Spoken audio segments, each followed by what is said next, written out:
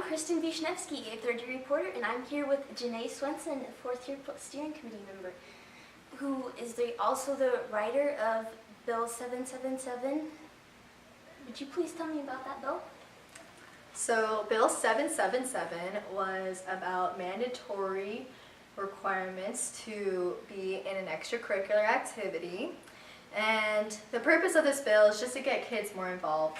And if for all 4 years you have to be a participant in at least 4 extracurriculars before the end of high school, and they have to complete this before graduation. If they fail to complete this, then they would have to then do 5 hours of community service.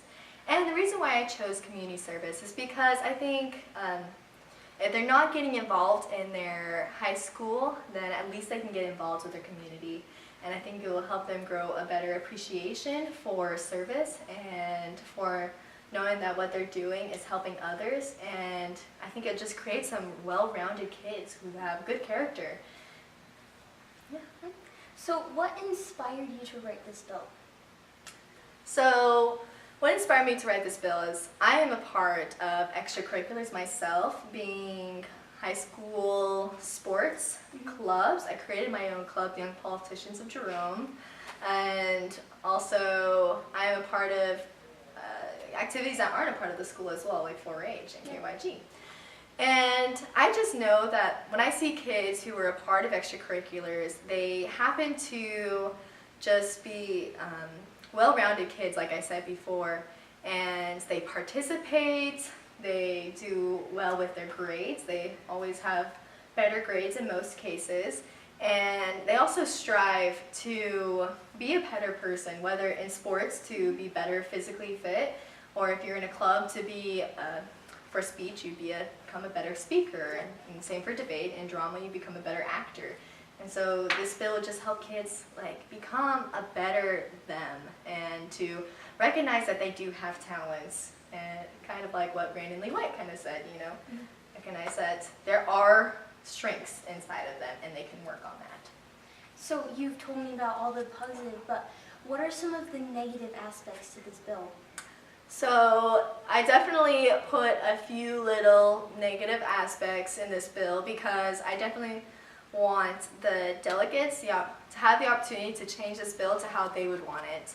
And you can be definitely for a bill and still want to change it. Yeah. You know, as long as you're behind the principle and you can get it to be where you think will benefit the students of Idaho the best, and that's great. So some things that I thought could have been a little bit changed about this bill is that it didn't really address out-of-state students. So say you're coming in your junior year of high school and you didn't ever participate in extracurriculars before, what would you do then? And today that's one of the issues we addressed in our committee room, and it turned out fairly well. We also addressed some other problems. It said in high school, but some high schools only have 3 grades in them. And so we changed it to where, and you'll see that a little bit tomorrow, but we changed it to where it was 9th through 12th grade. So there's a lot of changes today. So if this bill passes, what do you think the impact will be on the state of Idaho, and specifically the high school students? So if this bill were to pass, I think it would have a great effect. And like all laws, when they're first passed, not everyone agrees with it. There's always a little bit of some rumbling and some grumbling.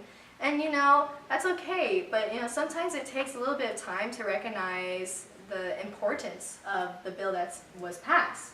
And I think eventually kids will get used to, you know, being a part of those extracurriculars and becoming a better them. And, you know, I just think it will have a great impact to kids on Idaho if the law is being upheld. I think that's about it, Janae. Thank you so much. This is KYG on the Streets.